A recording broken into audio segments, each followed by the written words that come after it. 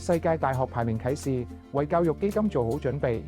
好多家長都希望自己嘅仔女可以出國讀書，擴闊眼界。喺最新公布嘅世界大學排名2025，排喺前面嘅大學都以美國、英國為主。單睇地區就可以想像到升學開支一定唔平。作為家長可以點樣精明部署？可能你嘅小朋友仲細，你會問而家開始諗出國留學嘅費用會唔會太早？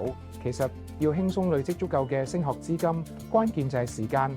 利用時間滾存嘅複利效應，先至可以幫你輕鬆達成目標。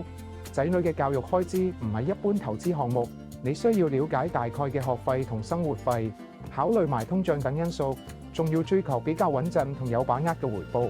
喺市場大幅波動嘅今日，其實仲有唔少高度切合教育基金需要嘅理財產品，歡迎隨時同我聯絡，分享更多關於點樣計算同累積仔女升學費用嘅方法同心得。